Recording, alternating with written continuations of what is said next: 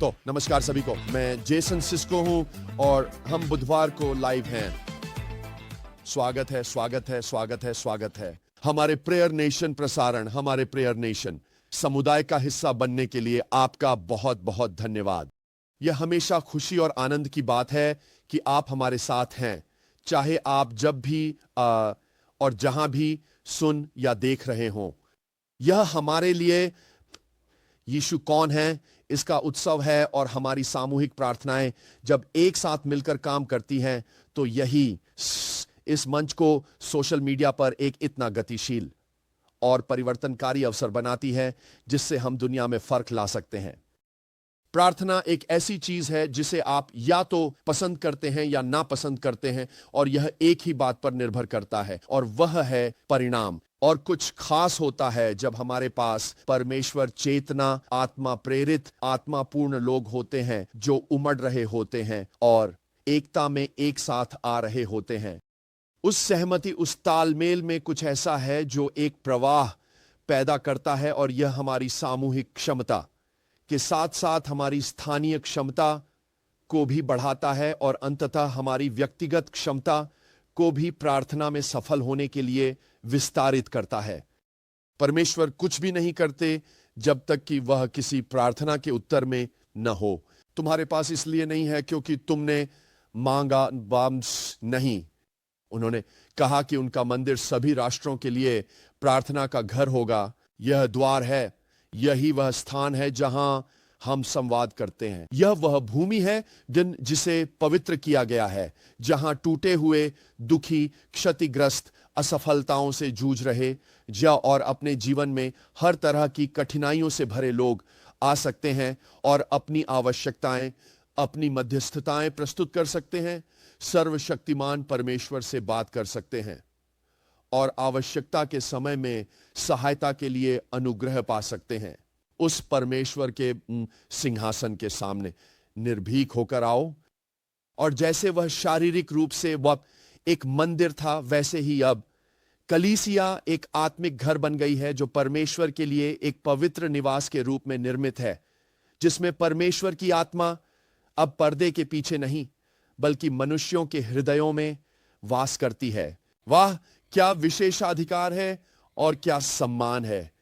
और जहां 2 या 3 उसके नाम पर इकट्ठा होते हैं, वह हमारे बीच में होता है, और यह पृथ्वी पर स्वर्ग की एक सजीव अनुभूति उत्पन्न करता है।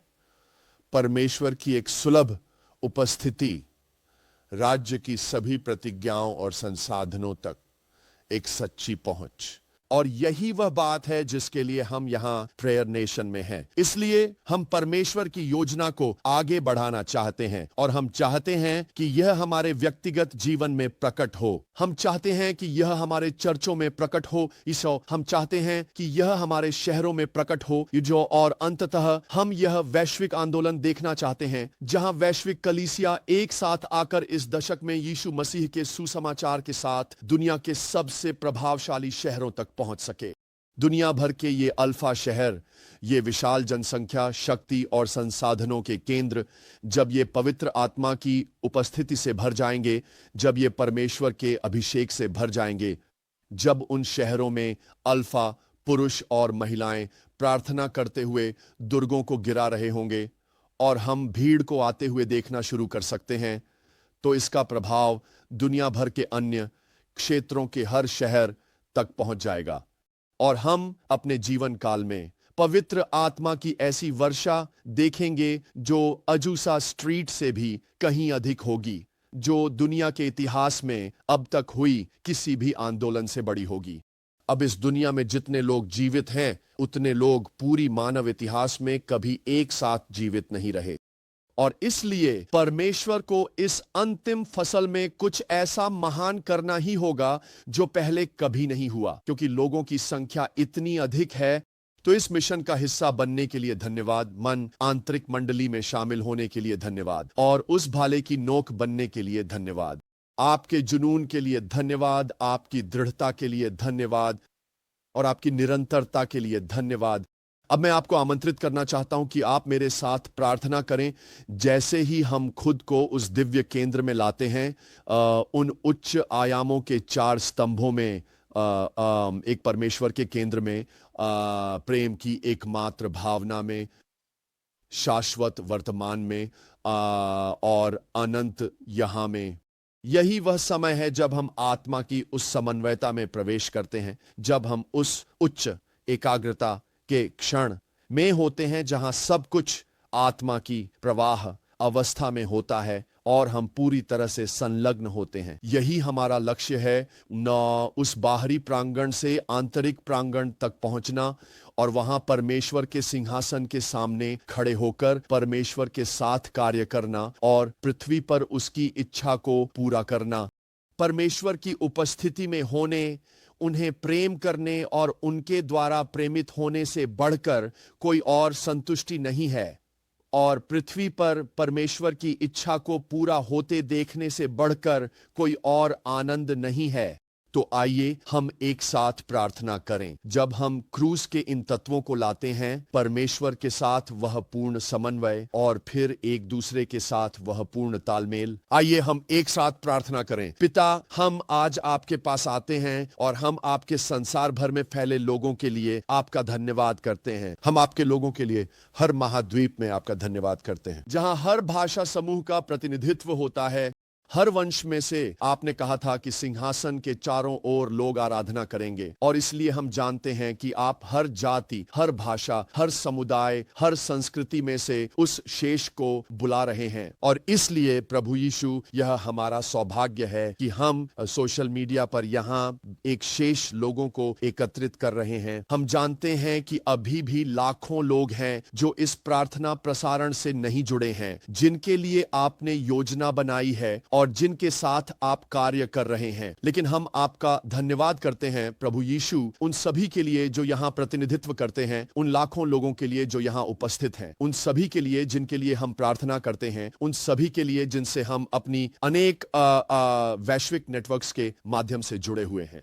हम आपका धन्यवाद करते हैं पिता, हर 5 गुना सेवकाई के अगुवा, प्रेरित, भविष्यवक्ता, सुसमाचार प्रचारक, पास्टर, शिक्षक के लिए हम आपका धन्यवाद करते हैं प्रभु। हर आत्मा को जीतने वाले हर उस शिष्य के लिए जो और शिष्य बना रहा है, वो हम आपका धन्यवाद करते हैं पिता। हर मध्यस्थ के लिए हम आपका धन्यवाद करते हैं प्रभु यीशु। संसार भर में परमेश्वर के उन संतों के लिए जो सामूहिक रूप से आपकी आवाज सुन रहे हैं और प्रशिक्षित, विकसित और परिपक्व हो रहे हैं, ताकि हे परमेश्वर, आप अपने राज्य को आगे बढ़ा सकें और यह उस प्रकार से हो सके जैसा हमने पहले कभी नहीं देखा।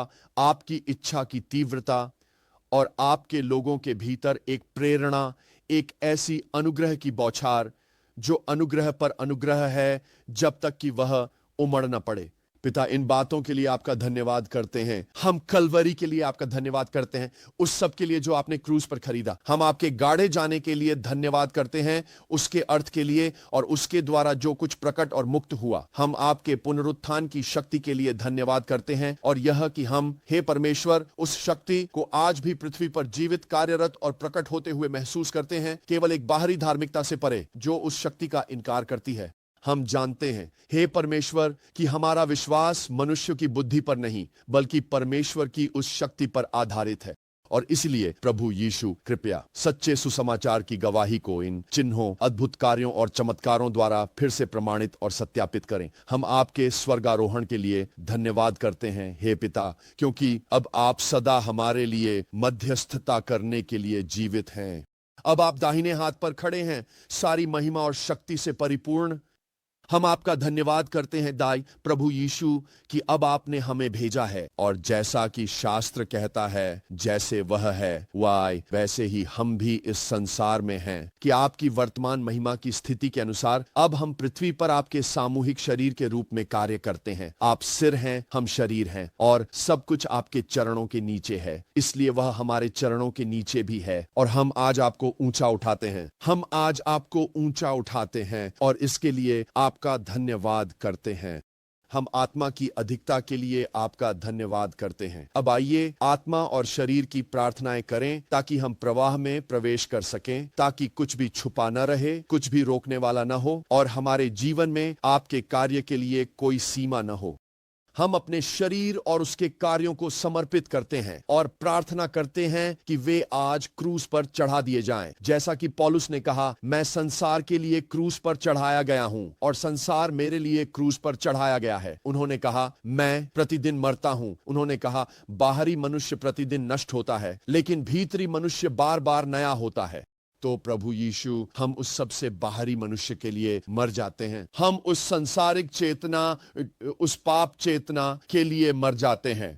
हे परमेश्वर, हम अपने शरीर की इच्छाओं के लिए मर जाते हैं और हम आज आपको धन्यवाद देते हैं हे पिता कि हम आत्मा में चल सकते हैं और शरीर की लालसा को पूरा नहीं करते। तो प्रभु, हम अपने शरीर को एक जीवित बलिदान के रूप में प्रस्तुत करते हैं और हम प्रार्थना करते हैं कि इसके बजाय आप हमारे चेहरे के माध्यम से चमको, आप हमारे हाथों के माध्यम से छुओ, आप हमारे शब्दों के माध्यम से बोलो, कि हम आपके कानों से सुने, कि हम यहाँ तक कि स्वाद लें, छुएं, महसूस करें और सूंघें। हे परमेश्वर, कि हमारी सभी इंद्रियां देख रही हैं और सुन रही हैं। हे परमेश्वर, हम सब प्रभु के लिए पवित्र किए जाएं, जैसे हमारे पास प्राकृतिक संसार के लिए इनपुट्स हैं और वे हमें, हे परमेश्वर, बहुत सी बातें सिखाते हैं। तो प्रभु, अब ये इनपुट्स हमारे आत्मिक मन में हों ताकि आत्मा में हम हर एक दिन आपके साथ चल सकें। तो प्रभु, हम अपनी आत्मा और अपने शरीर को आपको समर्पित करते हैं कि हमारी आत्मा पवित्र हो और हमारा शरीर समर्पित हो। और अब प्रभु, हमारी आत्मा आपकी है कि आप हमें हमारे मन की आत्मा में नवीनीकृत करें, उसी के स्वरूप के अनुसार जिसने हमें रचा है, कि आज यीशु के नाम में हर एक विचार को मसीह की आज्ञाकारिता में बंदी बना लिया जाए, कि हम हर ऊंची बात को गिरा दें, कि जीवन में कोई घमंड न हो, कि हमारे भीतर कोई अभिमान न हो। हे परमेश्वर, कि हर जिद्दी विचार, हर विद्रोही भावना, हर वह चीज जो आपसे स्वतंत्र और अलग है, वह यीशु के नाम में समर्पित हो जाए। हर भावना को उस एक भावना, प्रेम की अधीनता में लाया जाए और हमारी इच्छा आपकी इच्छा के साथ जुड़ जाए। केवल हमारी इच्छा समर्पित नहीं होती, बल्कि वह संरेखित भी होती है। और इसी संरेखण में, हे प्रभु, हमें मसीह के मन से यह नया प्रकाशन ज्ञान प्राप्त होता है कि हमारे पास स्वयं परमेश्वर का हृदय हो, कि हम वही प्रेम करें जो आप प्रेम करते हैं, कि हमें वही प्रेरणा मिले जिससे आप प्रेरित होते हैं और आपकी इच्छा तीव्र गति से पूरी हो, क्योंकि हम न केवल आपकी इच्छा के अधीन हैं, न केवल हम आपकी इच्छा के साथ संरेखित हैं, बल्कि हम सक्रिय रूप से आपकी इच्छा की पूर्ति के लिए आगे बढ़ते हैं।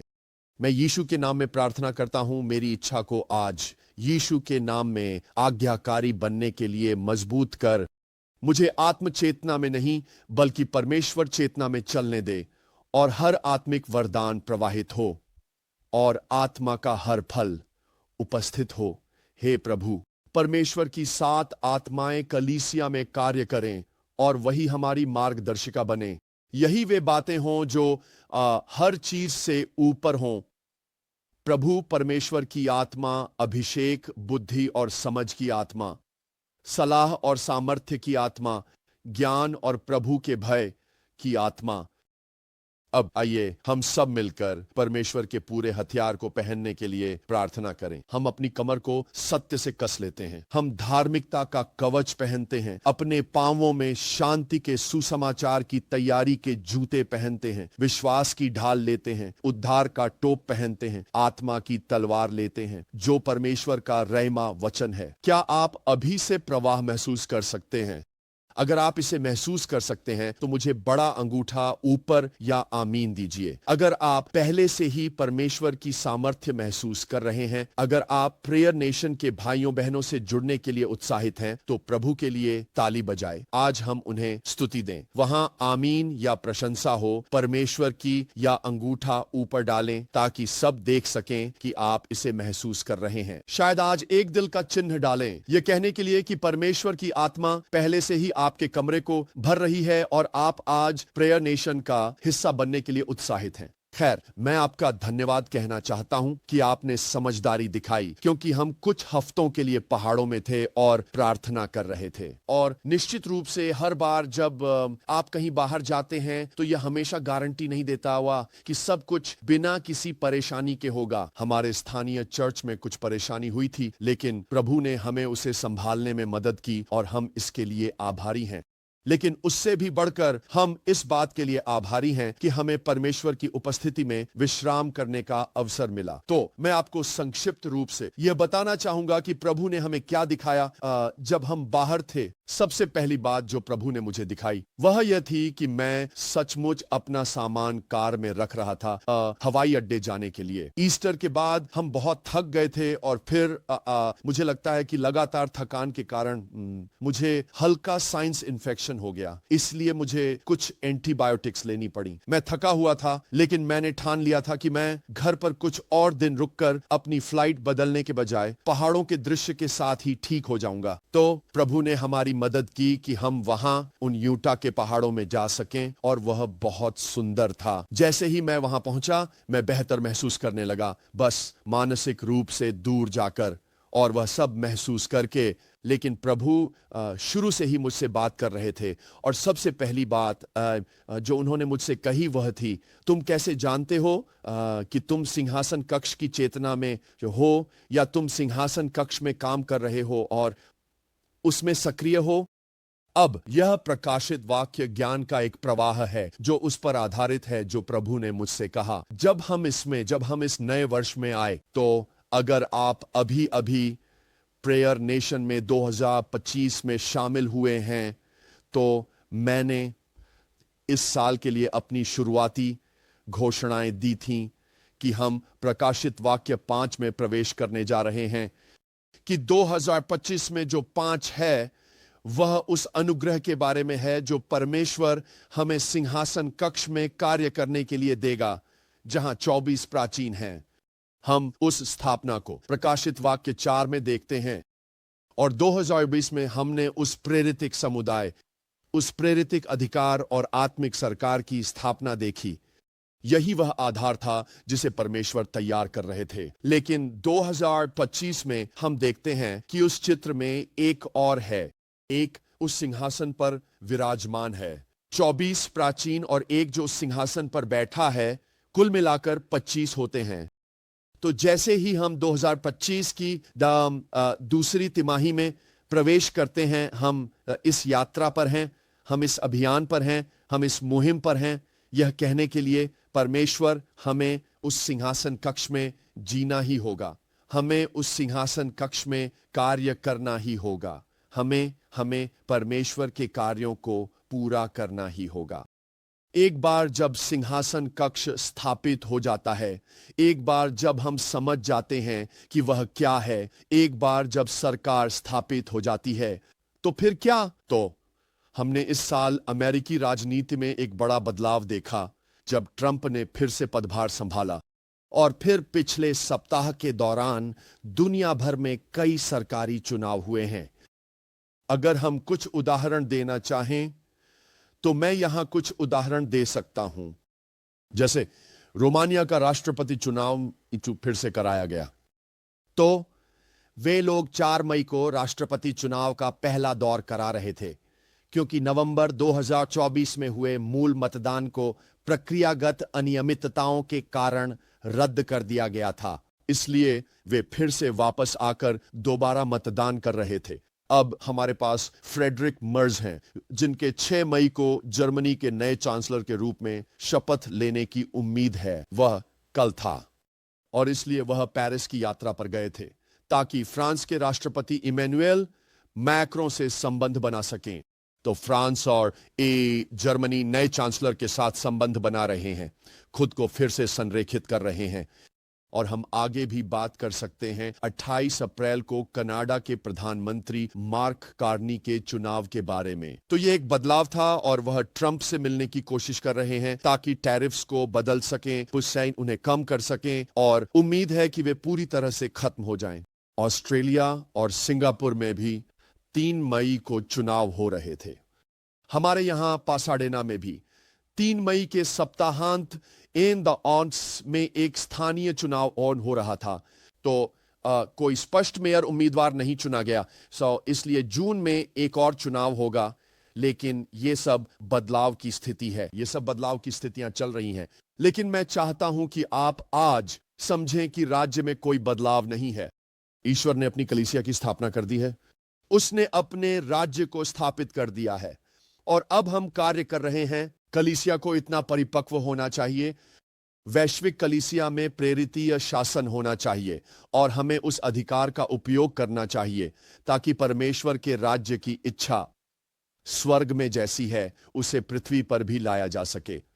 इसलिए हमें उसके साथ स्वर्गीय स्थानों पर बैठना चाहिए, जैसा कि इफिसियों की पुस्तक में लिखा है, उसने हमें अपने साथ बैठाया है। यही 4 और 20 प्राचीनों का दृष्टिकोण है, यही 4 और 20 प्राचीनों का दृष्टिकोण है कि जो कुछ घटित हो रहा था उसे यूहन्ना ने देखा था। यह लगातार चल रहा था, उसने इसे देखा। यह स्पष्ट रूप से भविष्य का अनंत काल था, लेकिन कुछ ऐसा था जो वर्तमान में ही स्थापित हो चुका था। वह उस नए यरूशलेम में घूम रहा था और उसे माप रहा था। यह अब अस्तित्व में है, वे आसन अभी मौजूद हैं। वह देख रहा था कि वे तब कैसे कार्य करेंगे ताकि हम समझ सकें कि वे आसन अभी उपलब्ध हैं और हमें उनमें उसी तरह कार्य करना और चलना है जैसे 7 सुनहरे दिए उस समय कार्य कर रहे थे, जबकि वे कलीसियाएं अब अस्तित्व में नहीं हैं। उन पर उस समय ध्यान केंद्रित किया गया था ताकि हम समझ सकें कि वही पद, वही वैश्विक अधिकार की स्थितियां जो परमेश्वर की मनोरा में कलीसियाओं के लिए थीं, भविष्य की पीढ़ियों में भी उपलब्ध होंगी और हम अभी उनके बारे में बात कर रहे हैं। इस प्रकार हम प्रकाशित वाक्य की पुस्तक में भूत, वर्तमान और भविष्य को एक साथ लाते हैं और यह सब यीशु मसीह के प्रकाशन के माध्यम से आता है। क्या यही पहली बात नहीं थी जो उसने कही थी, मैं वही हूं जो जीवित है और जो मर गया था कईजा, और देखो मैं युगानुयुग जीवित हूं। क्या उसने यूहन्ना से प्रकाशित वाक्य 1 में यह नहीं कहा था, मैं अल्फा हूं और मैं ओमेगा हूं? वह हमें बहुत स्पष्ट रूप से बता रहे हैं कि यह यीशु मसीह का प्रकाशन है, जिससे हम पुराने नियम के उन सभी संदर्भों को जोड़ सकते हैं जो पूरी हो रही हैं और देख सकते हैं कि परमेश्वर अपनी कलीसिया में वर्तमान में कैसे कार्य कर रहे हैं, और साथ ही यह भी देख सकते हैं कि भविष्य में क्या आने वाला है। इसलिए जिसके पास सुनने का कान है वह सुन ले कि आत्मा कलीसियाओं से क्या कहता है। तो एक बार फिर प्रश्न पर लौटते हैं, आप कैसे जान सकते हैं कि आप सिंहासन कक्ष में कार्य कर रहे हैं? यह वही प्रश्न था और यह उस प्रार्थना के उत्तर में था जो मैं कर रहा था, क्योंकि हफ्तों से मैं एक लगातार आरोप लगाने वाली आवाज सुन रहा था। यह मेरे मन पर लगातार प्रहार करने वाली एक धारा थी। मुझे नहीं पता कि आप सभी ने भी ऐसा ही महसूस किया है या नहीं, लेकिन मैं महसूस कर रहा था कि जरूर कुछ गलत है, और फिर भी पवित्र आत्मा ने मुझसे कहा, यही वह तरीका है जिससे तुम जान सकते हो कि तुम सिंहासन कक्ष में कार्य कर रहे हो। क्योंकि वह आरोप लगाता है, भाइयों का आरोप लगाने वाला संतों पर दिन रात आरोप लगाता है। तो आइए हम उस पाठ को एक क्षण के लिए प्रकाशित वाक्य की 13वीं अध्याय में देखें। प्रकाशित वाक्य 13 में लिखा है, और उसे संतों के साथ युद्ध करने और उन्हें पराजित करने की शक्ति दी गई, और उसे सभी जातियों, भाषाओं और राष्ट्रों पर अधिकार दिया गया। यही बात 13वें अध्याय में कही गई है। लेकिन अगर हम वापस जाएं, मुझे एक बार और पीछे जाना है।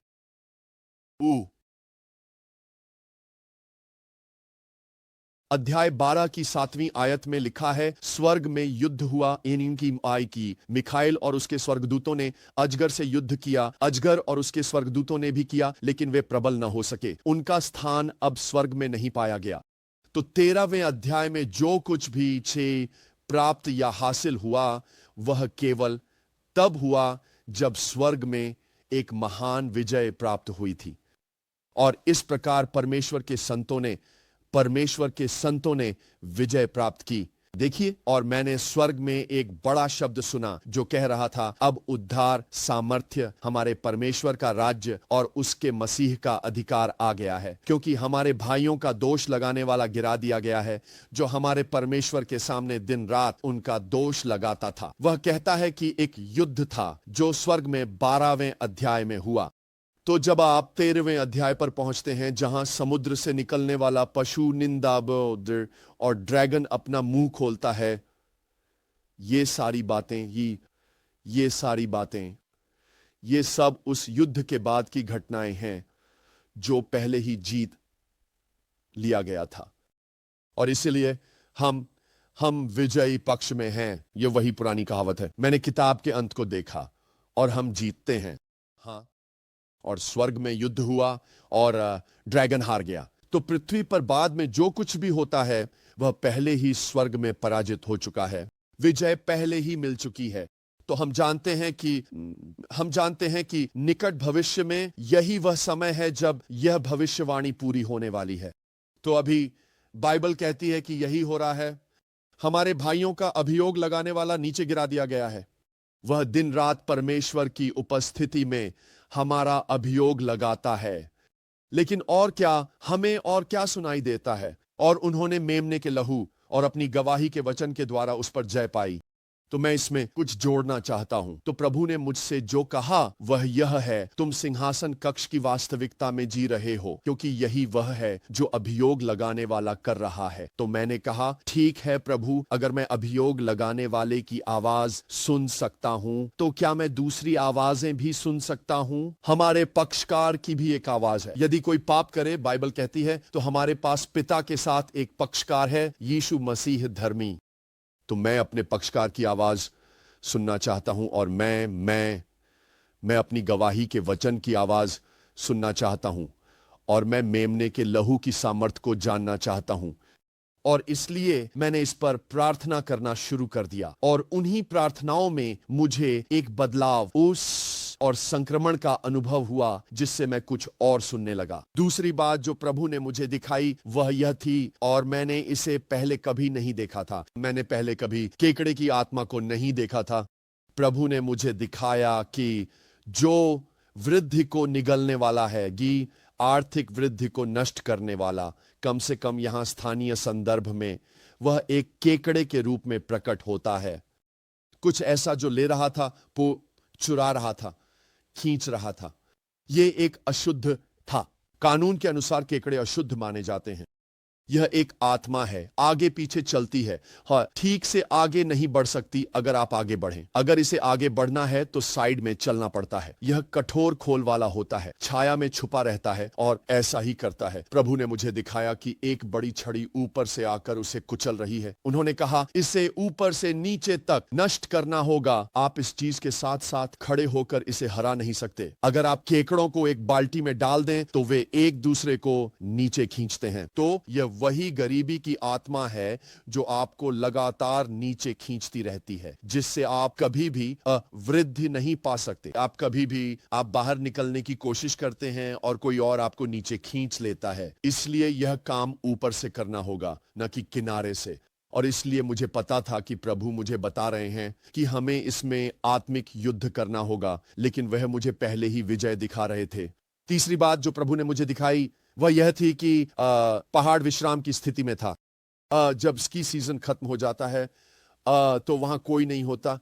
वे बस पहाड़ की मरम्मत करते हैं, बस मिट्टी का काम करते हैं। लेकिन पहाड़ विश्राम कर रहा था और प्रभु ने मुझसे कहा, तुम विश्राम कर सकते हो और मैं तुम्हें इस समय यहां लाया हूं, क्योंकि यह विश्राम का समय है। और इसलिए पहाड़ विश्राम कर रहा था। आप पहाड़ का विश्राम महसूस कर सकते हैं और आप मेरे विश्राम में प्रवेश कर सकते हैं। और यह बहुत सुंदर बात थी कि हम उस परमेश्वर के विश्राम में प्रवेश कर सके।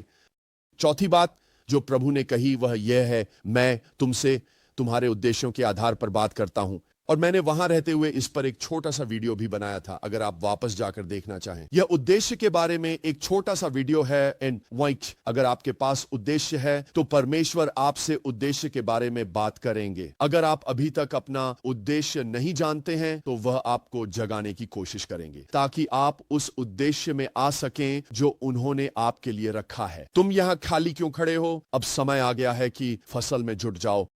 तो अगर आप अभी मध्यस्थता इंटरसेशन में शामिल नहीं हैं तो इसका कारण यह है कि आपने अपने उद्देश्य की भावना खो दी है, आपने अपनी पहचान खो दी है, आप अपनी बुलाहट से अनजान हैं, या फिर आपका शरीर उदासीन हो गया है और आप दुनिया की सोच या आत्म केंद्रितता में फिसल गए हैं।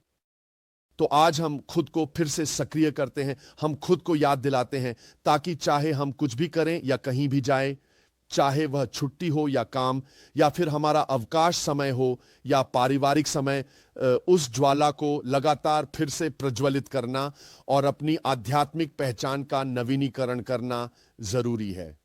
जब हम दूर जाते हैं तो यह उसे और स्पष्ट करने में मदद करता है। यह उसे धुंधला नहीं बनाता, बल्कि उसे और स्पष्ट करता है। ये बस हमारे लिए खुद को फिर से संतुलित करने और अपनी सद्गुणता वापस पाने का समय होता है। तो जब हम दूर थे, हमारे लिए प्रार्थना करने के लिए धन्यवाद, और हम सचमुच पहले से कहीं अधिक केंद्रित और दृढ़ महसूस कर रहे हैं कि हमें ईश्वर की इच्छा और उसके राज्य को पूरा करना है। तो मैं वापस इसी पर आना चाहता हूं कि अभी दुनिया में क्या हो रहा है। मुझे आज यह महसूस हुआ कि मसीह की देह में एक गहरी भूख और इच्छा है कि उन्हें अभी के लिए एक वचन मिले, ये जानने के लिए कि मां हमारी दिशा वो क्या है। मुझे यह एहसास हो रहा है कि हमें अभी नहीं पता कि हम कहां हैं। जैसे कि थोड़ी सी रुकावट या खालीपन है और लोग बस यही कह रहे हैं, मुझे बताओ बाकी परमेश्वर क्या कह रहे हैं। आप आज इस प्रसारण को इसलिए देख रहे हैं ताकि जान सकें कि परमेश्वर क्या कह रहे हैं। अगर आप अभी यही महसूस कर रहे हैं, अगर आप कह रहे हैं मैं शायद छोटी छोटी बातों में परमेश्वर की आवाज सुन रहा हूं, लेकिन सच में हम कहां हैं, यह जानने में मुझे थोड़ी अस्पष्टता है। अगर आप अभी यही हैं और तो मैं चाहता हूं कि आप मेरे साथ रुकें और हम साथ में प्रार्थना करेंगे, और मैं बोलूंगा जैसा कि प्रभु मार्गदर्शन और नेतृत्व करेंगे, और कुछ और की समझाएंगे कि हम ऐसा क्यों महसूस करते हैं, ताकि हमें कुछ स्पष्टता मिल सके। लेकिन इससे पहले कि हम उसमें जाएं, मैं चाहता हूं कि आप परमेश्वर से इसके लिए मांगें। मैं चाहता हूं कि आप अपनी आत्मा को खोलें। मैं चाहता हूं कि आप अभी बुद्धि के लिए प्रार्थना करें।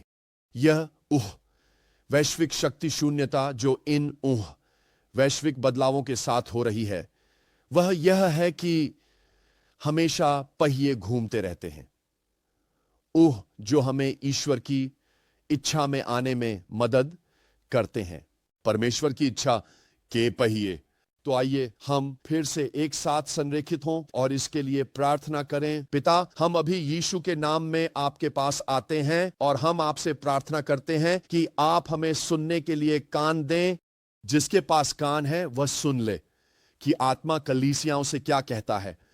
इसलिए हमें व्यक्तिगत रूप से सुनना होगा ताकि कलीसियाएं सामूहिक रूप से सुन सकें। हम आपसे प्रार्थना करते हैं, हे पिता, अभी हमें जागृत करें, या ताकि हम सुन सकें, हमें जागृत करें हे परमेश्वर, ताकि हम समझ सकें। हमारी आंखों के अंधे स्थानों को दूर कर दें हे प्रभु यीशु। वे सारी चीजें दूर कर दें ये जिन्होंने हमें भटका दिया है, और हमारी सहायता करें हे प्रभु यीशु कि हम आत्मा में उस निर्णय के स्थान पर आ सकें। मैं थोड़ी कराहाश मिहिलेकल वी जुरतोको रेमनचेत कलिया मांद्रोसोको येम्ब्रटाक सायंदा।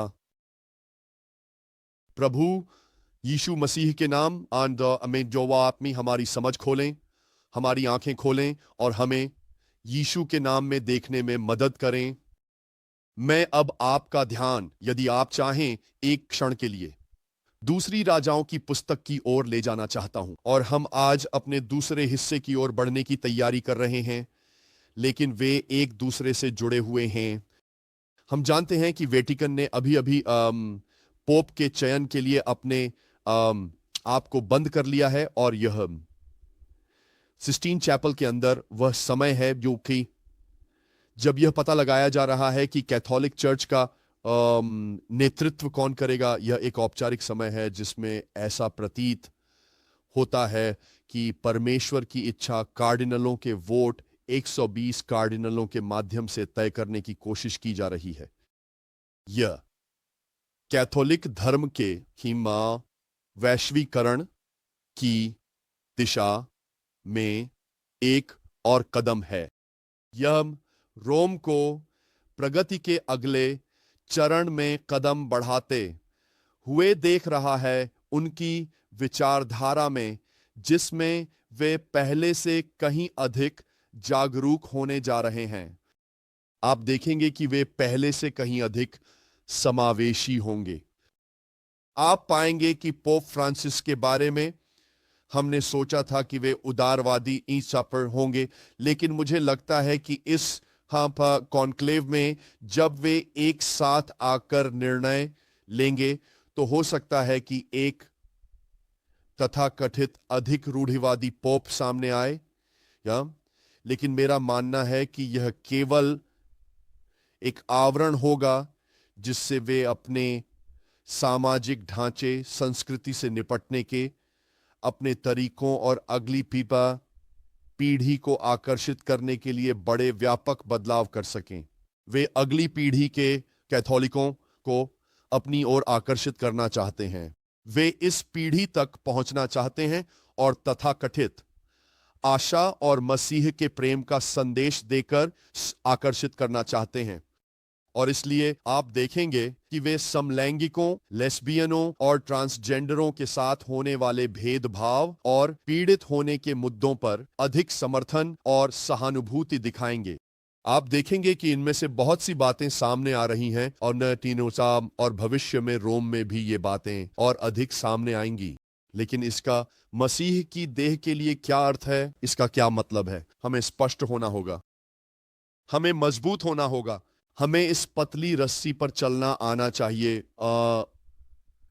जिसमें हम जिन लोगों से बात करते हैं उनके लिए प्रासंगिक भी रहें और टीम, यानी उनके सवालों के जवाब दें और साथ ही आत्मा में भी प्रासंगिक और वर्तमान रहें। ईश्वर क्या कह रहे हैं? तो अभी एक युद्ध चल रहा है। यह युद्ध इसलिए है क्योंकि इसका कारण यह है कि यह जो बड़ा युद्ध है उसका एक हिस्सा इस रीसेट से जुड़ा है। जैसा कि प्रभु ने मुझसे कहा, कोविड में जो हुआ वह केवल अल्पकालिक नहीं था, बल्कि यह सचमुच वैश्विक अभिजात वर्गों की ओर से उन सभी के लिए एक उद्घोषणा थी जो सुन सकते थे और जो संकेतों का अनुसरण कर सकते थे और समझ सकते थे कि यह उन्हें कहां ले जा रहा है। यह एक स्पष्ट संकेत था जिसे वैश्विक रीसेट कहा जा सकता है। अब बहुत से लोगों ने सोचा कि हमने इसे किसी तरह संभाल लिया है, इससे निपट लिया है, हमने वैश्विक रीसेट का सारा सार निकाल लिया है, अब इसमें बात करने के लिए कुछ और नहीं बचा है। जो प्रभु ने मुझे दिखाया वह यह है कि यह भी पहले से ही पूर्वानुमानित था। उन्होंने उम्मीद की थी कि कुछ लोग इसकी घोषणा करेंगे कि वे सभी एक साथ आएंगे ताकि एकता लाने की कोशिश की जा सके, क्योंकि वैश्विक अभिजात वर्ग एकजुट नहीं है। वैश्विक गुट अभी भी मौजूद है।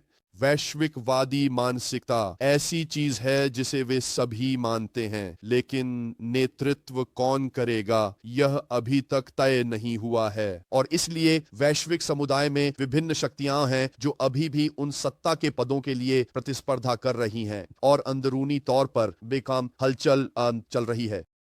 तो जो लोग सबसे अंदरूनी घेरे में हैं, जिनके नाम हम नहीं जानते, जिनसे हम कभी नहीं मिलेंगे, उनमें से कुछ ऐसे हैं जिन्हें हम शायद जानते हों, लेकिन जब तक वे खुद न चाहें हम कभी भी उनकी सभी ऑन रैंक को पहचान नहीं सकते।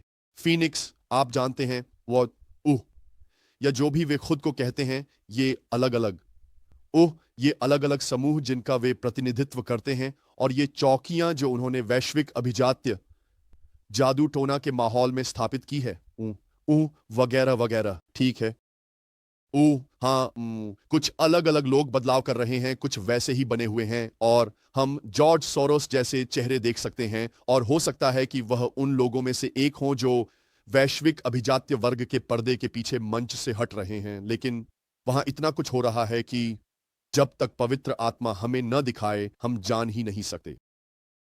अब यह उस उथल पुथल का हिस्सा है, लेकिन यह वैश्विक रीसेट बहुत योजनाबद्ध था, और इसका उद्देश्य यह संकेत देना था कि हम पूरी व्यवस्था को बदल रहे हैं, और यही उनका लक्ष्य था, और उन्हें वैश्विक भूलने की बीमारी, ग्लोबल अमनेशिया पैदा करनी है। मैंने लगभग इसे आज अपने शीर्षकों में से एक के रूप में रखा था, वैश्विक भूलने की बीमारी। इसका मतलब क्या है? रीसेट का उद्देश्य चीजों को रोकना है, उन्हें वैश्विक चेतना से बाहर करना है, हमें हमारे पुराने सामान्य जीवन की भावना से इतना दूर ले जाना है कि हम बस कह दें वे दिन अब चले गए, और उनके साथ साथ हमारे मूल्य और समर्थन प्रणालियां भी गंभीर रूप से प्रभावित होंगी। तो यह उस आधारभूत संरचना को हटा देगा जो पारंपरिक परिवार का समर्थन करती है, में जो राष्ट्रीय सरकारों का समर्थन करती है, जो स्वतंत्रता और अभिव्यक्ति की स्वतंत्रता, संपत्ति के स्वामित्व, राष्ट्रीय मुद्राओं का समर्थन करती है। इन सभी चीजों को अस्थिर करना जरूरी है। इन राष्ट्रीय मुद्राओं को भी हिलाना जरूरी है। उन्हें एक वैश्विक ढांचा तैयार करना है। तो वैक्सीन में, चाहे आप वैक्सीन से सहमत हो या ना हो, यह एक डिलीवरी सिस्टम बना रहा था। वैक्सीन को लेकर जो इतनी जल्दीबाजी थी, उसका कारण यह था कि वायम महामारी का उपयोग दुनिया को अस्थिर करने के लिए किया जाए, ताकि फिर जब नई सामान्य स्थिति में लौटने की जल्दी हो, तो वे जो भी खर्च करना पड़े वह खर्च कर दें। वे छोटे व्यापारियों को बाहर करने के लिए व्यापार को इतना लंबा रोक देते, बड़े व्यवसायों के समूह बनाते, और फिर उनमें सरकारी पैसा डालते, ताकि हर कोई सहयोग करे और सभी खिलाड़ी एक साथ आएं, एक ही मंच पर आएं और मिलकर काम करें, जिससे उन्हें मजबूर किया जाए कि वे तय करें कि नेतृत्व कौन करेगा। ये सारे फैसले अब भी नहीं हुए हैं, लेकिन पिछले 4 या 5 वर्षों में इनमें से कई फैसले लिए जा चुके हैं। तो अब हम किससे जूझ रहे हैं? अब वे योजना के अगले चरण में जा रहे हैं, जिसमें हमने बहुत सी बातें भूल गई हैं। यहां एक कॉरपोरेट असंतुलन है, एक वैश्विक असंतुलन है, एक राष्ट्रीय असंतुलन है, और अब हमारे पास नए चेहरे हैं, नए नेता हैं, और हम सभी आशा से भरे हुए हैं, और हम कह रहे हैं, मैं जो भी काम करना पड़े करने को तैयार हूं, बस ये सब हो जाए। और इसलिए ट्रंप के पद संभालने के साथ ही उनकी मुख्य भूमिका एक यहू की तरह रही है, यानी इन सभी उदारवादी एजेंडों को खत्म करना और तथा कथित दलदल को साफ करना, इस वोकिज्म को रोकना, और हमें सामान्य समझ वाली शासन व्यवस्था की ओर वापस लाना। दाएं पक्ष के सभी लोग इसके लिए आभारी हैं, और खासकर ईसाई दक्षिणपंथी इसके लिए बहुत आभारी हैं, और उन्होंने प्रार्थना करके ही उन्हें पद पर पहुंचाया। अब उनके पहले 100 दिन पूरे हो चुके हैं, और उन्होंने बहुत सारे काम कर लिए हैं अभी, और अब हम सोच रहे हैं, अरे अब क्या करें। एक तरह की उदासी है, क्योंकि यह सब कुछ बस यह सुनिश्चित करने के इर्द गिर्द घूमता था कि कुछ ना हो, किसी चीज को पीछे धकेलना, इस वोक एजेंडा को रोकना, वैश्विक रीसेट को बंद करना, अपनी राष्ट्रीय संप्रभुता वापस लेना, अमेरिका फर्स्ट, और फिर इससे एक तरह का ट्रिगर इफेक्ट पैदा हो रहा है टैरिफ्स के साथ, और ये सभी अन्य देश अमेरिका के खिलाफ जवाबी कार्रवाई कर रहे हैं और पूरी वैश्विक आर्थिक परिदृश्य को बदल रहे हैं। इसने बातचीत के लिए एक झटका प्रणाली डाल दी है और सब कुछ फिर से अस्थिर कर दिया है। इस तरह से चीजों को फिर से अस्थिर करना वैश्विक एजेंडा का हिस्सा है, क्योंकि आप तब तक कुछ नया नहीं ला सकते जब तक कि कोई पुरानी चीज हटाई न जाए। तो इसे आर्थिक संकटों जो युद्धों के माध्यम से अस्थिर किया जाता है, और यह संधियों और वार्ताओं के जरिए सत्ता के आधार बदलने और अलग अलग लोगों को सरकार में अंदर बाहर करने के माध्यम से किया जाता है। तो जब यह अस्थिरता हुई तो हुआ यह कि बहुत से लोगों ने अपनी दिशा दुनिया में हो रही घटनाओं से ली, लेकिन चर्च अब भी बहुत अधिक प्रतिक्रियावादी रहा है। हम बहुत ज्यादा प्रतिक्रियावादी हैं। तो अब इस रोमन कैथोलिक चर्च की अस्थिरता के साथ वे उम्मीद कर रहे हैं कि वे कथा के खिलाफ खुद को फिर से स्थापित कर सकें और कैथोलिक चर्च के सारे भ्रष्टाचार को भुला दें। अब कैथोलिक चर्च ने खुद को फिर से नया रूप दे लिया है। हमें समझना होगा कि यह भी वैश्विक एजेंडा का हिस्सा है। तो चर्च, हम अभी सो नहीं सकते। हम ये नहीं कह सकते ओ सब कुछ ठीक है। हमें स्पष्टता के साथ काम करना और आम चलना होगा और हमें अपनी नींव मजबूत करनी होगी, अपनी गति बनानी होगी, अपनी टीमों को तैयार करना होगा। हमें आगे बढ़ना ही होगा। जब ये चीजें अस्थिर हैं, तब चर्च में निश्चितता होनी चाहिए।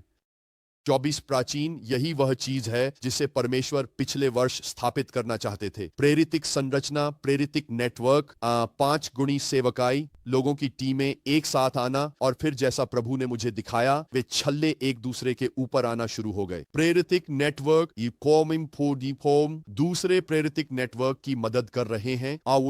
प्रेरित एक साथ काम कर रहे हैं, चर्च एक साथ काम कर रहे हैं, मध्यस्थ एक साथ काम कर रहे हैं। ये प्रार्थना सम्मेलन इतने शक्तिशाली क्यों हैं? इसका कारण है कि ये क्षेत्रों को एक साथ ला रहे हैं। यही कारण है कि ये 5 गुणी सेवकाई के कार्यक्रम पूरे संयुक्त राज्य में और अब इस वर्ष व अगले वर्ष वैश्विक स्तर पर हो रहे हैं। ये सब किस बारे में है? यह एक साझेदार समुदाय की स्थापना के बारे में है, जहां हम अलग थलग और अकेले काम नहीं कर रहे, एक दूसरे पर भरोसा कर रहे हैं, उस भरोसे को नवीनीकृत कर रहे हैं और परिपक्वता की ओर बढ़ रहे हैं। और इसलिए परमेश्वर हमें आगंतुकता से रूपांतरण और फिर गुणा की ओर ले जाना चाहते हैं। मैं चाहता हूं कि आप अभी 1 मिनट के लिए रुक जाएं। मैं चाहता हूं कि आप प्रभु का धन्यवाद करें कि अब और अधिक स्पष्टता है और अधिक समझ है और हम आज उत्तर पा रहे हैं और आज हमें पुष्टि मिल रही है। पिता, धन्यवाद कि आप हमें यह स्पष्टता दे रहे हैं और कि हम कहाँ हैं और इन संरचनाओं का महत्व क्या है, ताकि हम उन्हें लागू कर सकें, ताकि हम आपकी इच्छा को पूरा कर सकें, ताकि हम आपके उद्देश्य को सिद्ध कर सकें, ताकि हम लोगों से प्रेम कर सकें, ताकि हम चंगा कर सकें, ताकि हम पुनर्स्थापित कर सकें, ताकि हम यीशु के नाम में नवीनीकरण कर सकें। यीशु के नाम में धन्यवाद प्रभु। अब मैं चाहता हूं कि आप मेरे साथ दूसरा राजा 4 खोलें। और वहां एक कहानी है एक शूनेम की स्त्री की जो बांझ थी। वह एक महान स्त्री थी, लेकिन वह बांझ थी और उसने जगह बनाई, उसने भविष्यवक्ता एलीशा के लिए स्थान बनाया। यही वह है जो परमेश्वर कर रहा है। यह वैश्विक कलीसिया की ओर एक दृष्टिपात है। वैश्विक कलीसिया एक महान स्त्री रही है जो स्थापित की गई है और यह स्पष्ट रूप से देखा गया है कि क्या कमी रही है। कलीसिया बांझ रही है। तो एक ऐसा समय रहा है जिसमें महानता का विकास हुआ है, वो जो महान जागृति और महान फसल से पहले आता है। बिली कोल अक्सर इस बारे में बात करते थे कि कितने लोग पवित्र आत्मा प्राप्त करते थे, लेकिन कलीसियाएं उन्हें संभालने के लिए तैयार नहीं थीं। और उन्होंने कहा, तो हमारे पास बहुत सारे बच्चे होते, उन्होंने कहा, लेकिन इससे मां मर जाती। उन्होंने कहा तो या लगभग मां मर ही जाती, क्योंकि वह इन सभी लोगों की देखभाल नहीं कर सकती थी और कलीसियाएं इस दबाव से भीतर ही भीतर टूट जाती थीं। उन्होंने कहा तो मुझे मां को तैयार करने में अधिक समय लगाना पड़ा बजाय इसके कि मैं फसल काटने में लगाता। और उन्होंने कहा इससे मेरी फसल आधी रह गई। उन्होंने कहा लेकिन कलीसियाएं अधिक स्वस्थ थीं। तो परमेश्वर हमेशा हमें प्रचुर मात्रा में फसल देना चाहते हैं, लेकिन समस्या हमेशा कलीसिया को तैयार करने की रही है। कलीसिया को रूपांतरित होना है, उसे परिपक्वता तक पहुंचना है, उसे मजबूत होना है। परमेश्वर अभी कलीसिया में वह इस्पात डाल रहा है, जबकि हम अभी भी बच्चे पैदा करने की उम्र में हैं। वह उठा रहे हैं। एक महान स्त्री थी और वह महान स्त्री जानती थी और वह एलिशा की ओर आकर्षित हुई, उस दुगुनी अभिषेक की ओर, और उसने कहा, मैं भविष्य वक्ता को भोजन कराऊंगी। तो यह अगला चरण रहा है कि परमेश्वर नाते कलीसिया के विकास और वैश्विक कलीसिया की तैयारी में उन्होंने हमें भविष्यवाणी के कार्य का सम्मान करना सिखाया है। उन्होंने हमें प्रेरिताई सेवकाई का सम्मान करना सिखाया है। उन्होंने हमें सिखाया है कि हमें डरना नहीं है बल्कि इसे अपनाना है। तो समय के साथ वह न केवल कहती है, आइए इसे भविष्यवाणी से जुड़ने की आदत बना लें, आइए इसके लिए भीतर एक स्थान बनाएं। तो यह अगला चरण है। पहले हमने भविष्यवाणी के महत्व को जाना, अब हम इसके लिए एक स्थान बना रहे हैं ताकि यह हमारी कलीसिया का हिस्सा बन सके। कई कलीसियाएं 5 गुणी सेवकाई के आरेख बना रही हैं। ये दिखाने के लिए तस्वीरें लगा रहे हैं कि उनका प्रेरित कौन है, भविष्यवक्ता कौन है, उनका मुख्य सुसमाचार प्रचारक कौन है, पास्टोरल टीम, शिक्षक, ये सभी वे इसे एक साथ जोड़ने और पहचानने की कोशिश कर रहे हैं। कई नई कलीसियाएं उभर रही हैं और इससे बना रही हैं। बिशप आर्ट विल्सन ने बताया कि जब वे एक कलीसिया स्थापित करने की कोशिश कर रहे थे, तब प्रभु ने उनसे 5 गुणी सेवकाई को शामिल करने के लिए कहा और इससे वे वह सब कर पाए जो वे अकेले नहीं कर सकते थे, बल्कि एक टीम के रूप में काम करके। और इसी तरह उन्होंने डेट्रॉइट मेट्रो क्षेत्र में 5 कलीसियाएं स्थापित की। तो निश्चित रूप से हम उस कलीसिया के बारे में जानते हैं जो संयुक्त राष्ट्र में स्थापित हुई थी।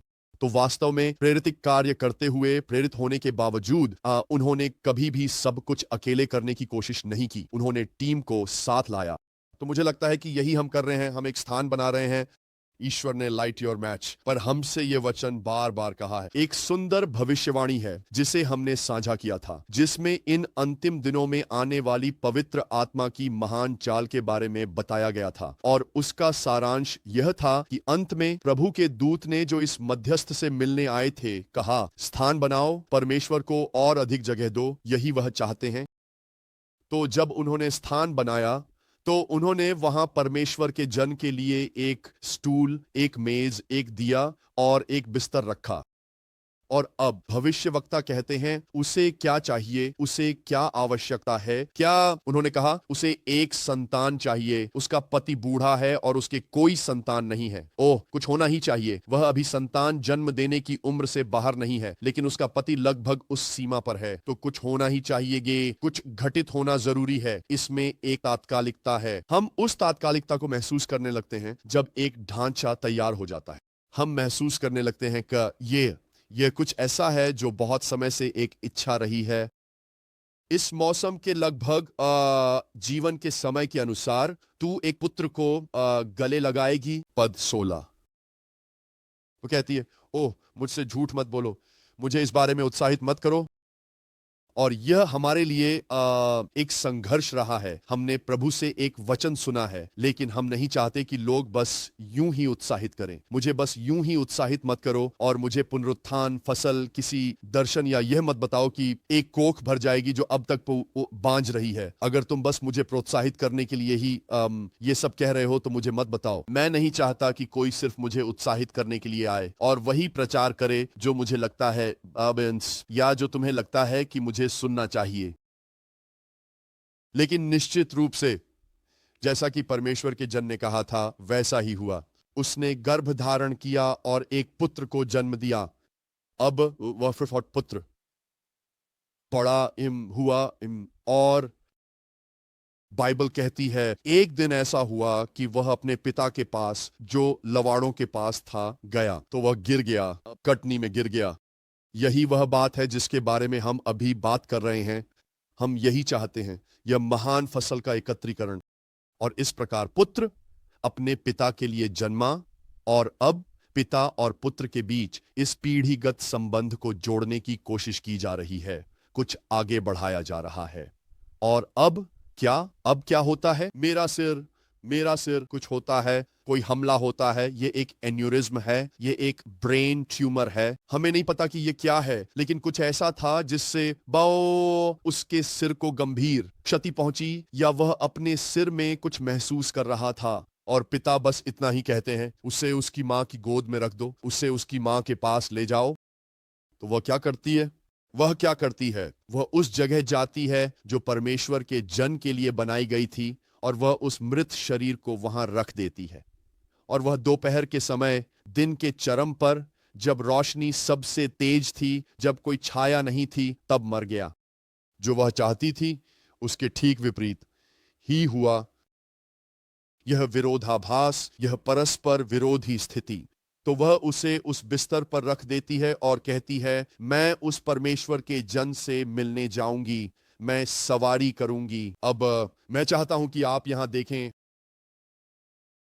मैं चाहता हूं कि आप यहां देखें कि जब वह परमेश्वर के जन के पास आती है, पद 27 में वह उसके पैरों को पकड़ लेती है, लेकिन गेहाजी उसे हटाने के लिए पास आता है और परमेश्वर के जन ने कहा, उसे छोड़ दो, उसका मन भीतर से व्याकुल है। यहोवा ने इसे मुझसे छुपा लिया है और मुझे नहीं बताया। तो यहां कुछ ऐसा था जिसे भविष्यवक्ता, ये ऐसा नहीं था कि उसमें संवेदनशीलता की कमी थी, बल्कि परमेश्वर ने यह बात उससे छुपा ली थी और उसे नहीं बताई थी। तो मैं चाहता हूं कि आप यहां ध्यान दें कि उस घाटी में उस स्त्री के साथ कुछ हो रहा था। ये जो अब बांझ नहीं थी, ये जिसके पास अब एक प्रतिज्ञा का पुत्र था, जो अब उस उम्र में आ रहा था जब वह पुत्र अपने पिता की इच्छा को पूरा करना शुरू करता। वह अभी अभी इतना बड़ा हो रहा था कि विरासत और जिम्मेदारी को आगे बढ़ा सके, खेतों में जा सके। और तभी इसमें बाधा आ गई। यही अभी की लड़ाई है, यही वह जगह है जहां हम अभी हैं, और इसलिए हम कह रहे हैं, परमेश्वर क्या हो रहा है? मैं समझ नहीं पा रहा हूं। ऐसा लग रहा है जैसे अचानक सब कुछ रुक गया है। मुझे लगा था कि यही हमारा चरम समय है, मुझे लगा था कि यही हमारे प्रकट होने का समय है, मुझे लगा था कि यही हमारी फसल का समय है, मुझे लगा था कि हमें आगे बढ़ना है, मुझे लगा था कि पीढ़ियां यहां हैं, कि आपने उन्हें खड़ा किया है। क्या हो रहा है? कुछ है, कुछ ऐसा है जिसने सब कुछ रोक दिया है, और हम उस स्थिति से जहां सब कुछ शानदार था, अब इस सोच तक आ गए हैं कि कहीं अंतिम संस्कार की तैयारी करनी पड़े, और ऐसा लग रहा है जैसे सब कुछ अपनी जगह पर रुक गया है और मर चुका है। भविष्यवक्ता नहीं जानता, क्योंकि परमेश्वर ने उससे यह छुपा लिया था। प्रभु ने मुझे कुछ समय पहले यह दिखाया था कि कुछ बातें ऐसी थीं जिन्हें वह मुझे समय से पहले नहीं बताना चाहता था। ऐसे समय आते हैं जब परमेश्वर हमें कुछ बातें देखने से रोकता है, जब परमेश्वर हमसे कुछ विषयों पर बात नहीं करता, और शत्रु उस आरोप लगाने वाली आवाज को लाएगा और कहेगा, तुम्हारे साथ कुछ गड़बड़ है, तुम अपनी संवेदनशीलता खो चुके हो, तुम परमेश्वर की आवाज नहीं सुन पा रहे, और वह तुम्हें यह महसूस कराएगा कि कुछ गलत है। लेकिन मैं तुम्हें बताना चाहता हूं कि ऐसे मौसम आते हैं जब चीजें हमारे पास जिस तरह आती हैं, जब जानकारी हमारे लिए भी जिस तरह से प्रकट होती है, वह हमारे पास किस तरह आती है, यह महत्वपूर्ण है। वह समय बहुत महत्वपूर्ण है। अब वापस जाओ और पहले की आयतों को देखो। यह महिला क्या करती है? वह अपने पति को बुलाती है और कहती है, कृपया मुझे एक जवान आदमी और एक गड्ढा भेजो, ताकि मैं परमेश्वर के आदमी के पास दौड़कर जा सकूं और फिर लौट आऊं। और वह कहता है, तुम्हारे पास कोई बहाना नहीं है, कोई वजह नहीं है, न तो आज अमावस्या है, न ही सप्त का दिन। और वह कहती है, सब ठीक हो जाएगा, सब कुछ ठीक रहेगा। तो यहां पर ये बड़े बड़े समय हैं, जैसे अमावस्या और सप्त, जिन्हें स्थापित किया गया है। दूसरे शब्दों में, ये वे लंबे समय से स्थापित सिद्धांत हैं जिन्हें परमेश्वर ने की संसार की नींव से ही स्थापित किया है। आप जानते हैं कि चांद, सूरज और तारे समय, ऋतुओं, दिनों और वर्षों के लिए संसार की नींव से ही बनाए गए हैं। यह भगवान की घड़ी है, और वह कहता है यह परमेश्वर की घड़ी नहीं है। वो कहती है यह मेरी घड़ी है, लेकिन सब ठीक हो जाएगा। तो मैं चाहता हूं कि आप समझें कि कभी कभी हमारे साथ ऐसी चीजें होती हैं जो हमारे लिए बहुत जरूरी होती हैं, वे जरूरी नहीं कि परमेश्वर की घड़ी का हिस्सा हों, लेकिन भविष्यवाणी अब भी काम कर रही है और यहाँ सक्रिय है। बस यह एक अलग तरीके से काम कर रही है, और इसलिए हमें इन विशाल चीजों को समझने में सक्षम होना चाहिए जिनके साथ हम तालमेल में हैं। कभी कभी हमें जो कुछ परमेश्वर अभी तुरंत स्थानीय रूप से और व्यक्तिगत रूप से कर रहे हैं, उसके सामने पीछे हटना पड़ता है, क्योंकि हम इन बड़े फसल के प्रवाहों में नहीं रह सकते।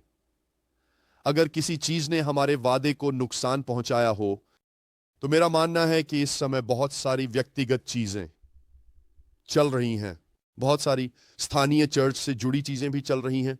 मुझे पता है कि यहां पिछले कुछ महीनों में वडी हमारे पास बहुत सारी व्यक्तिगत चीजें रही हैं, जबकि चर्च कई सेवाओं में जा रहा है, जबकि हम नई मानसिकताओं को अपना रहे हैं, जबकि हम नई संरचना बना रहे हैं, जबकि यह सारी ऊर्जा विस्तार में लग रही है। कई और चीजें भी हैं जिन्हें हमें पर्दे के पीछे संभालना पड़ा है, जो कि सही दिशा में नहीं थी।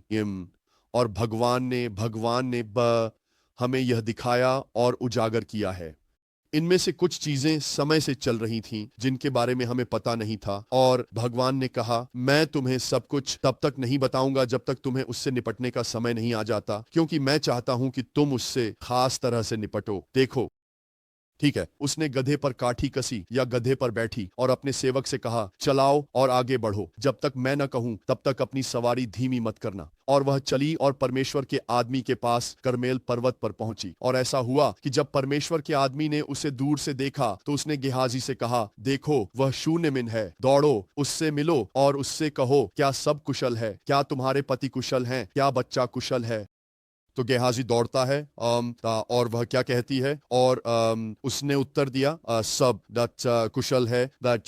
वह विश्वास की बात कर रही है, उसके पति के लिए भी सब कुशल होगा। और फिर गेहाजी से भी कहती है, यस, सब कुशल है। मैं यह विश्वास से कह रही हूं, और केवल विश्वास से ही कह रही हूं। दूसरे शब्दों में वह कह रही है, अगर मेरा विश्वास सक्रिय न होता तो मैं न तो सवारी कर रही होती और न ही परमेश्वर के दास जन के पास आ रही होती। अगर मैंने इस कटाई के मौसम और अपने मरे हुए प्रतिज्ञा के पुत्र से हार मान ली होती, तो मैं यहां नहीं आती, मैं इस तरह सवारी नहीं कर रही होती।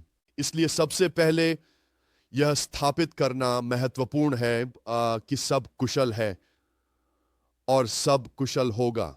इन शब्दों 22 इस भाषा को स्थापित करना आवश्यक है। अब इससे पहले कि परमेश्वर भविष्यवक्ता की आंखें खोलें, परमेश्वर ने इसे छुपा लिया। उसने कहा, मैंने आत्मा में इसे नहीं देखा, क्योंकि मुझे यह बात सीधे उस स्त्री से सुननी थी। समाचार के वितरण में एक संबंध होना आवश्यक था। मुझे उस स्त्री से सुनना था कि बच्चा मर गया है, लेकिन मुझे यह उसकी आस्था की दृष्टि से और उस भविष्यवाणी के वचन के प्रति उसकी जवाबदेही के साथ सुनना था, जो उसे पहले ही दिया जा चुका था। तो मैं चाहता हूं कि आप समझें कि जिसे हम वर्तमान वचन कहते हैं, उसमें से कुछ के बारे में, कि परमेश्वर मुझसे उसी तरह क्यों नहीं बोल रहे। इसका कारण यह है कि वह चाहता है कि कलीसिया में निश्चितता हो। वह चाहता है कि हम भविष्यवाणी के समय की इन महान धाराओं में चलें, लेकिन हमें अपनी व्यक्तिगत समय सारणी को भी ठीक करना होगा, और यह संबंधों से जुड़ा है। इसके लिए हमें फिर से जुड़ना आवश्यक है। यह दूरी से नहीं किया जा सकता, यह निकटता में ही किया जाना चाहिए। हमें एक दूसरे के साथ प्रार्थना करनी चाहिए। छोटे समूहों की आवश्यकता है। संपर्क के समय होने चाहिए।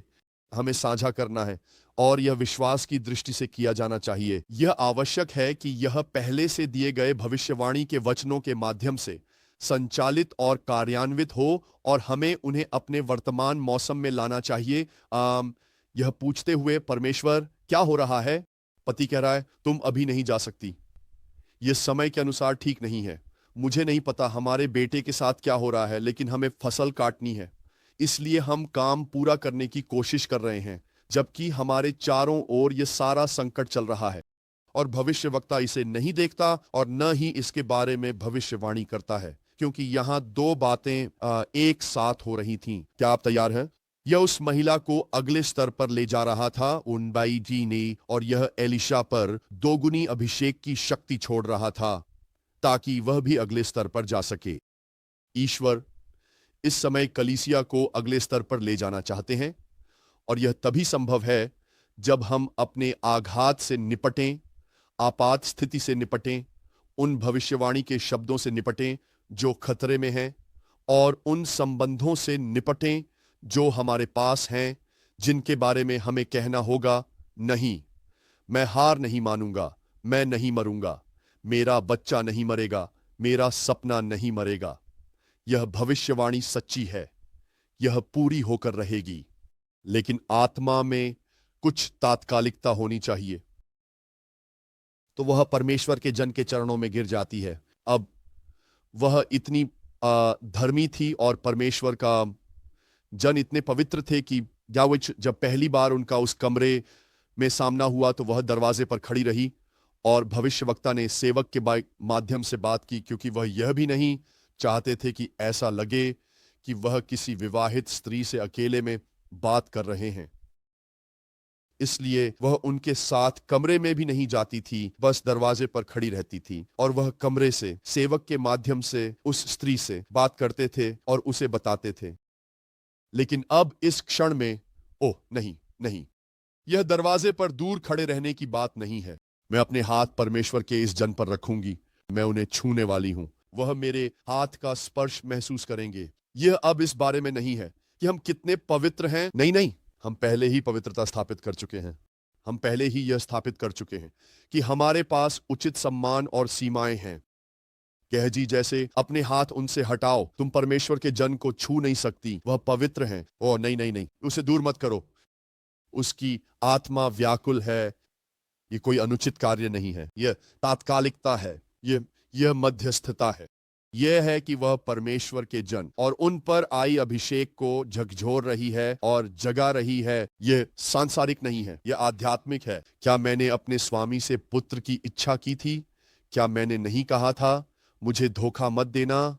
उसने कहा मैंने यह नहीं मांगा था, ये तो परमेश्वर ने कहा था। फिर उसने गेहजी से कहा अपनी कमर कस ले और मेरी कर्मचारी, तुम अपने रास्ते जाओ, और यदि तुम्हें कोई व्यक्ति मिले तो उसे नमस्कार मत करना, न उसका उत्तर मत देना, मेरी लाठी उस बच्चे के चेहरे पर रखना। यहां जो पूरी बात है कि किसी को नमस्कार मत करो, इसका क्या मतलब है? मध्य पूर्वी संस्कृति में अगर आप रास्ते में किसी को देखते थे तो आपको उन्हें नमस्कार करना होता था, जिसका अर्थ है कि आपको उनसे बातचीत करनी होती थी, और इसमें यह सभी औपचारिक बातचीत होती थी। आपकी मां कैसी है, आपके पिता कैसे हैं, बच्चे कैसे हैं, खेत कैसा है, और यह बातचीत आगे पीछे चलती रहती थी, और आप ऐसा ही करते थे। ये बातचीतें 15 या 20 मिनट तक भी चल सकती थीं, और वह कह रहे थे देखो यह बहुत जरूरी है, किसी को सलाम भी मत करना, वे समझ जाएंगे। तुम्हें बस इन छोटी छोटी बातों को पार करना है, और तुम्हें अपने काम और उद्देश्य पर ही ध्यान केंद्रित रखना है। तो वह कह रहे हैं यहां से वहां तक पहुंचने के बीच में या कई चीजें होंगी जो तुम्हारा ध्यान भटका सकती हैं, लेकिन तुम्हें अपने काम पर ही ध्यान देना है। मेरी छड़ी बच्चे के चेहरे पर रख देना, मेरे अधिकार के प्रतीक को उस पर रख देना। मैं उतनी जल्दी वहां नहीं पहुंच सकता, जितनी जल्दी तुम पहुंच सकते हो, तुम जाओ। और बच्चे की मां कहती है ओह नहीं नहीं, जैसे प्रभु जीवित हैं और जैसे मेरी आत्मा जीवित है, मैं आपको छोड़कर नहीं जाऊंगी। उसके पास अभी भी उसका अपना सेवक है, इसलिए यहां कुछ भी अनुचित नहीं है। वह पूरी तरह से परमेश्वर के जन के साथ अकेली नहीं है। और वह उठा और उसके पीछे चल पड़ा। तो वह उस गड्ढे पर बैठती है और उसका सेवक उस गड्ढे को आगे आगे ले जा रहा है, और वह एलिशा उनके पीछे पीछे चल रहा है। और गेहजी उनसे आगे निकल गया। उसने छड़ी बच्चे के चेहरे पर रख दी, लेकिन कोई आवाज नहीं आई, कोई सुनवाई नहीं हुई, और वह फिर से उनसे मिलने गया। प्रतीक पर्याप्त नहीं है, स्टाफ पर्याप्त नहीं है, बच्चा जागा नहीं है। जिस जागृति के लिए हम परमेश्वर से प्रार्थना कर रहे हैं ताकि सारी प्रतिज्ञाएं वापस आ जाए, सभी भविष्यवाणी के वचन फिर से सक्रिय हो जाए, फसल फिर से शुरू हो जाए, और हम इन विशाल भविष्यवाणी के वचनों की धारा में फिर से आ जाए जो कि परमेश्वर कर रहे हैं, जो हमारे स्थानीय संदर्भ से कहीं अधिक बड़ी हैं, लेकिन जिनमें हमारा स्थानीय संदर्भ भी भाग ले रहा है। अगर यहां फसल का समय है तो हर जगह फसल का समय है। उस मध्य पूर्व में वे क्या कह रहे होंगे, उसी आप जानते हैं। समय क्षेत्र में या उसी क्षेत्र में दुनिया के, और वह अंदर गया। बाइबल कहती है वह घर आया और देखो बच्चा मर चुका था और उसके बिस्तर पर रखा हुआ था। अब वह अंदर गया और उसने दोनों के ऊपर दरवाजा बंद कर लिया और प्रभु से प्रार्थना की और ऊपर गया। अब उसे खुद को आगे बढ़ाने की जरूरत है। बाइबल कहती है वह गया और अपने आप को, उसका मुंह बच्चे के मुंह पर, उसकी आंखें बच्चे की आंखों पर, उसके हाथ बच्चे के हाथों पर रखे और उसने अपने आप को बच्चे पर फैला दिया। वह है, यह एक खिंचाव है, ईश्वर सेवा को फैलाने जा रहे हैं। बहुत लंबे समय तक दोहरी अभिषेक की शक्ति को रोका गया है। हमने इसका पूरा रूप नहीं देखा है। उसके पास यह है लेकिन यह सक्रिय नहीं है, उसके पास यह है लेकिन यह आंशिक रूप से सक्रिय है। वह कर रहा है लेकिन अब जो जरूरी है वह कर रहा है, लेकिन उसे पता है कि आगे और भी आना बाकी है। अगर हम अगले चरण में प्रवेश करने जा रहे हैं तो हमें पता है कि हमारे पास यह है, हमें पता है कि हम स्थापित हो चुके हैं, हमें पता है कि ईश्वर यहां है। क्या आप आज मेरी बात सुन रहे हैं? क्या यह अभी आपके साथ जुड़ रहा है? ईश्वर अगला स्तर बिया खोलने के लिए तैयार हैं। वह हमें फैलाने के लिए तैयार हैं और इसी वजह से यह संबंध परख होना चाहिए और केवल एक भविष्यवाणी का शब्द नहीं हो सकता, क्योंकि वह हमेशा इसी तरह काम करते हैं। नहीं, आपको इसका सामना आमने सामने करना होगा। आपको इसका सामना आंखों में आंखें डालकर करना होगा। आपको इसका सामना मुंह से मुंह मिलाकर करना होगा और आपको अपने जीवन से इस मृत्यु पर विजय पानी होगी। बाइबल कहती है बच्चे का शरीर गर्म हो गया लेकिन उसमें अब भी सांस नहीं थी और इसीलिए वह लौटा और घर में इधर उधर टहलने लगा। हमें इस स्थान में चलना होगा, हमें इस स्थान को भरना होगा। और वह ऊपर गया और उसने फिर से खुद को उस पर फैला दिया। और जब उसने दूसरी बार खुद को फैलाया तो बच्चे ने 7 बार चीख मारी। उसने कहा नहीं, मैं फिर से खुद को फैलाऊंगा, मैं मृत्यु की आंखों में आंखें डालकर देखूंगा। और बच्चे ने अपनी आंखें खोल दी। 7 छींकें, तो छींक वह चीज है जो सांस लेने में रुकावट को दूर करती है। तो कुल 7 छींकें थीं। मेरे पिताजी ने कहा था कि वह पुनरुत्थान की 7 छींकें विषय पर प्रचार करेंगे। मैं वह संदेश कभी सुन नहीं पाया, लेकिन काश मैं सुन पाता। वो 7 छींकें, ये क्या है? यह सांस लेने में रुकावट को दूर करना है। और बच्चे ने अपनी आंखें खोल दी। मुझे विश्वास है कि यही वह जगह है जहां अभी परमेश्वर हैं, जहां वह अभी काम कर रहे हैं, कि परमेश्वर सेवकाई को फैला रहे हैं, वह आज चर्च को फैला रहे हैं, वह हमें जागृति के एक नए मौसम में ले जा रहे हैं। और बच्चे ने अपनी आंखें खोली और वह जीवित रहा। परमेश्वर की यह चाल जीवित रहेगी। यह भविष्यवाणी के शब्द जीवित रहेंगे। और इससे फर्क नहीं पड़ता कि किसने हमला किया है, इससे फर्क नहीं पड़ता कि पाप है, भ्रष्टाचार है या असंगति है। परमेश्वर इसे देखेंगे, इससे निपटेंगे, वह इसे निकाल देंगे, वह इसे नष्ट कर देंगे। पुनरुत्थान के लिए पहले कुछ मरना जरूरी था। परमेश्वर हमें लेटने के लिए प्रेरित करेंगे। हाँ, लेटने के लिए। उस बच्चे में कुछ गलत था, उस अगली पीढ़ी में कुछ गलत था, इसलिए उसे कहना पड़ा मेरा सिर, और फिर उसे मरना पड़ा। लेकिन जब वह पुनर्जीवित हुआ तो जो भी चीज बच्चे को मार रही थी वह नष्ट हो गई, ताकि उसमें जो जीवन था वह बना रह सके। तो जो भी चीज आपको मार रही थी वह अब मरने वाली है, ताकि आप अपनी परिपूर्ण अवस्था में आ सकें, ताकि यह पीढ़ी वास्तव में स्वस्थ और सबसे उत्तम स्थिति में कार्य कर सके। तो परमेश्वर हमें इस मौसम से, विश्वास बोलने के मौसम से ले जा रहे हैं। विश्वास बोलना और फिर उसे जीना और उसे तब तक आगे बढ़ाना जब तक कि बच्चा जाग ना जाए। पिता, अभी हम यीशु के नाम में प्रार्थना करते हैं कि आप अपनी महान दया और सामर्थ्य से हर स्थानीय भविष्यवाणी को जो आपके वचन के अनुसार है पुनः क्रियान्वित करें, ताकि आपकी इच्छा पूरी तरह से हमारे जीवन और हमारे समुदाय में प्रकट हो सके। हे परमेश्वर, प्रभु की हर वाणी को फिर से सक्रिय करें। हे प्रभु यीशु, हमें इसे पूरा करने में सहायता करें। आपने झूठ नहीं बोला प्रभु यीशु। हे परमेश्वर, आप मनुष्य नहीं हैं कि आप झूठ बोलें। मैं आपका धन्यवाद करता हूं हे ईश्वर, मैं आपको धन्यवाद देता हूं। मैं आपका धन्यवाद करता हूं परमेश्वर, आपके वचन के लिए। परमेश्वर को सच्चा ठहराया जाए और हर मनुष्य को झूठा। जैसा मुझे बताया गया था वैसा ही होगा। यही बात प्रेरित पौलुस ने कही थी। मैं चाहता हूं कि आप इसे अभी घोषित करें। जैसा मुझे बताया गया था वैसा ही होगा। हर भविष्यवाणी का वचन, हर प्रतिज्ञा यीशु के नाम में वह मेरी है। हम अब जागृति के लिए प्रार्थना कर रहे हैं।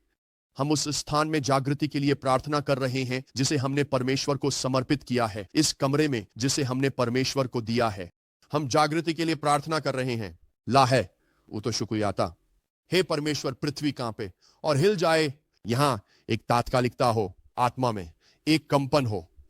हे पिता, अब कुछ घटित हो। आइए हम इस स्थान को भर दें। हे परमेश्वर, यह दुगुनी अभिषेक की सामर्थ्य, हे परमेश्वर, हमें अपने आप को फैलाने दे। हे परमेश्वर, आंखों से आंखें, देखने वाली आंखों से न देखने वाली आंखें, खुले कानों से बंद कान, बोलने वाले मुंह से न बोलने वाले मुंह, सांस लेने वाली नाक से न सांस लेने वाली नाक, जीवित शरीरों से मृत शरीर। हे परमेश्वर, हमें आमने सामने ले आओ प्रभु यीशु, ताकि जो जीवन हमारे भीतर है, हे परमेश्वर, वह प्रभु यीशु मृत्यु को, हे परमेश्वर, दूर कर दे। हुरिकाटाय मरकटायम सत्याय। हे परमेश्वर, सबसे पहले आंखें खुलें को वह बच्चे की आंखें कि इस पीढ़ी की आंखें सबसे पहले खुलें और फेफड़ों में हर रुकावट दूर हो जाए। छींकों को, हे परमेश्वर, 7 छींकों को उन्हें छोड़ दो। हे परमेश्वर, कि हर वायु की रुकावट, हे परमेश्वर, गले में हर रुकावट यीशु के नाम में दूर हो जाए। मैं चाहता हूं कि आप अभी मेरे साथ एक क्षण के लिए युद्ध करें। पिता, मैं आपको धन्यवाद देता हूं कि आप कलीसिया को परिपक्वता की ओर ले जा रहे हैं। वैसा कि हम डगमगाएंगे नहीं, हम संदेह नहीं करेंगे। हम जाएंगे, हे परमेश्वर, यीशु के नाम में दृढ़ता के साथ, और हम फिर से जुड़ेंगे। हम फिर से अपने विश्वास को उन पहाड़ों में उस भविष्यवाणी अभिषेक के साथ जोड़ेंगे। मैं आपको धन्यवाद देता हूं पिता। हम अब इसे बोल रहे हैं, सब कुछ अच्छा होगा, सब कुछ अच्छा होगा, सब कुछ अच्छा होगा। ये अंत नहीं है, यह यहीं खत्म नहीं हुआ है। ये नहीं है, हम सिर्फ ये नहीं कहते वो ठीक है, मेरे पास एक बच्चा था जब तक वह 12 साल का था, लगता है मुझे मेरा बच्चा मिल गया, लगता है मुझे मेरा वादा मिल गया, निरदिद्या, लगता है अब मुझे इसे स्वीकार करना ही होगा। नहीं, हम इसे अंतिम रूप में स्वीकार नहीं करते। हम जहां हैं उसे अंतिम नहीं मानते। हम यह स्वीकार नहीं करते कि आखिरी फसल अब है और बस यही है और हमारे पास इससे अधिक कुछ नहीं है। नहीं पिता, यीशु के नाम में, यीशु के नाम में हम आगे बढ़ेंगे। हम आगे बढ़ेंगे और कहेंगे सब अच्छा है। हम प्रभु के वचन को स्वीकार करेंगे। हम विश्वास की बात करेंगे। सब अच्छा है। यीशु के नाम में सब अच्छा होगा।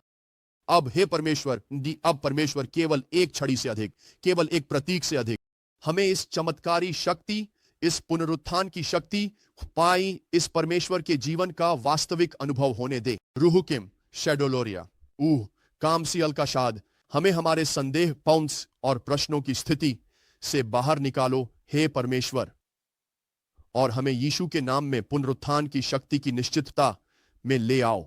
यीशु के नाम में, ठीक है? प्रभु के लिए ताली बजाओ और उसकी स्तुति करो। अभी यीशु के नाम में उसकी स्तुति करो। यीशु के नाम में। मेरा आखिरी छोटा सा भाग यह है कि परमेश्वर की आग उतर रही है। जो कुछ भी नकली है, जो कुछ भी झूठा है, वह इस आग में टिक नहीं पाएगा। बाइबल कहती है हर घाटी भर दी जाएगी और हर पहाड़ और टीला नीचा किया जाएगा। टेढ़े रास्ते सीधे किए जाएंगे, वहां और ऊबड़ खाबड़ रास्ते समतल किए जाएंगे और समस्त मानव जाति परमेश्वर का उद्धार देखेगी।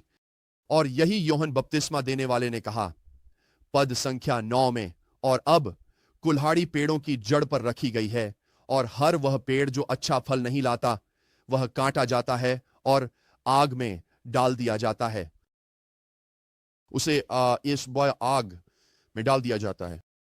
हालेलुया। बाइबल कहती है पद 16 में, मैं तो तुम्हें पानी से बपतिस्मा देता हूं, परंतु एक मुझसे शक्तिशाली आने वाला है जिसके जूतों के फीते खोलने के योग्य भी मैं नहीं हूं। वह तुम्हें पवित्र आत्मा और आग से बपतिस्मा देगा, जिसका सूप उसके हाथ में है, और वह अपनी खलिहान को पूरी तरह से साफ करेगा और गेहूं को अपने भंडार में इकट्ठा करेगा, परंतु भूसी को वह ऐसी आग में जला देगा जिसे कोई बुझा नहीं सकता। परमेश्वर की आग अभी गिर रही है और यह भूसी को भस्म कर देगी।